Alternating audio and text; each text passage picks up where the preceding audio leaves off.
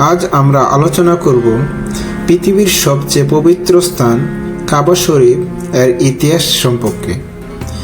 এই কাবাঘর কিভাবে নির্মিত হলো এবং কিভাবে এর উপর আব্রাহার এর আক্রমণ হয়েছিল, ইসলাম কিভাবে এর মর্যাদা পূর্ণ উদ্ধার করল।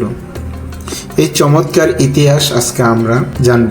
ইসলামিক ইতিহাস অনুযায়ী কাবা শরীফ প্রথম তৈরি করেন হযরত আদম আলাইহিসসালাম, কিন্তু সময়ের সঙ্গে তা বিলীন হয়ে যায়। তারপর মহান আল্লাহ তাআলার হুকুমে হযরত ইব্রাহিম আলাইহিসসালাম ও তার পুত্র হযরত ইসমাইল আলাইহিসসালাম তা পুনর্নির্মাণ করেন। তা নিয়ে মহান আল্লাহ তাআলা বলেছেন, আল কুরআনে সূরা বাকারায় 127 আয়াতে বলা হয়েছে, যখন ইব্রাহিম ও ইসমাইল কাবা গৃহে ভিত্তি স্থাপন করেছিলেন, তখন তিনি বলেছিলেন, হে আমার প্রতিপালক, তুমি আমাদের কাছ থেকে এটি কবুল করে নাও। নিশ্চয় তুমি সর্বশ্রোতা ও সর্বজ্ঞ। তারা শুধু ঘর নির্মাণ করেনি, বরং চারপাশে এলাকার মানুষকে মহান আল্লাহ তাআলার ইবাদতের দিকে ডাকেন। সেই সময় থেকে এটি ছিল তাওহীদের প্রতীক, শুধুমাত্র এক আল্লাহর ইবাদত কেন্দ্র। কিন্তু ইব্রাহিম আলাইহিসসালাম এর মৃত্যুর বহু বছর পর মানুষ তাওহীদের পথ থেকে বিচলিত হয়ে পড়েন। তারা কাবার চারপাশে মূর্তি স্থাপন করেন। শেষ পর্যন্ত 360টি মূর্তি কাবা ঘরের চারপাশে রাখা হয়।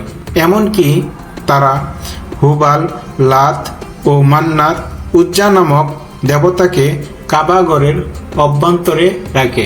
সেই সময়কার মক্কাবাসী ছিল কুরাইশ গোত্রের অন্তর্ভুক্ত, যাদের মধ্যে কিছু সত্যিকার অর্থে আল্লাহকে চিনলেও অধিকাংশই ছিল শিরকে লিপ্ত।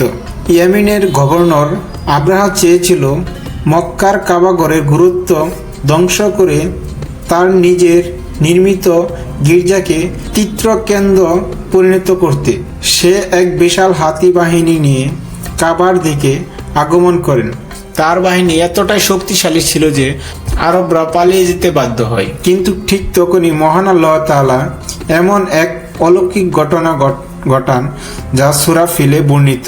তুমি কি দেখোনি তোমার প্রভু কিভাবে হাতি বাহিনীর সঙ্গে ব্যবহার করেছিলেন? তিনি তাদের উপর আবাবিল পাখি পাঠিয়েছিলেন, যারা তাদের উপর পাথর নিক্ষেপ করেছিলেন, এবং আব্রাহা বাহিনী সম্পূর্ণ ধ্বংস হয়। এই ঘটনা ঘটে ফিলের বছর, অর্থাৎ 570 খ্রিস্টাব্দে। সেই বছর হযরত মুহাম্মদ সাল্লাল্লাহু আলাইহি সাল্লাম জন্মগ্রহণ করেন। এই ঘটনার পরে কুরাইশ গোত্র আরও সম্মান লাভ করেন, কারণ কাবা তাদের নিয়ন্ত্রণে ছিল।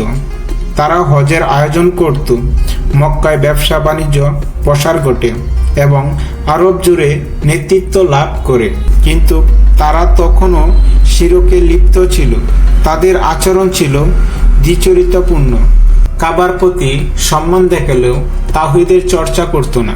570 খ্রিস্টাব্দে হযরত মুহাম্মদ সাল্লাল্লাহু আলাইহি সাল্লাম জন্মগ্রহণ করেন।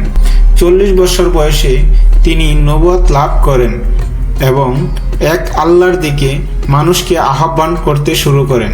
মক্কা বিজয়ের সময় 8ম হিজরিতে তিনি কোনো যুদ্ধ না করেই শান্তিপূর্ণভাবে কাবা দখল করেন। তিনি কাবার ভিতরে প্রবেশ করে সকল মূর্তি ভেঙে ফেলেন। তিনি বলেন, সত্য এসেছে, মিথ্যা বিলীন হয়েছে। তারপর থেকে কাবাঘর ফিরে পায় তার আসল মর্যাদা ও তাওহীদের কেন্দ্রবিন্দু। আজ আমরা যে কাবাঘরের দিকে ফিরে নামাজ পড়ি, সেটি শুধু একটি ইমারত নয়, এটি আমাদের ঈমানের ইতিহাস ও আত্মার কেন্দ্রীয় চিহ্ন। আশা করি এই ইতিহাস আপনাকে অনুপ্রাণিত করেছে। ভিডিওটি ভালো লাগলে লাইক দিন ও বন্ধুদের সাথে শেয়ার করুন। এমন আরও ইসলামিক কন্টেন্ট পেতে চ্যানেলটি সাবস্ক্রাইব করুন। ধন্যবাদ।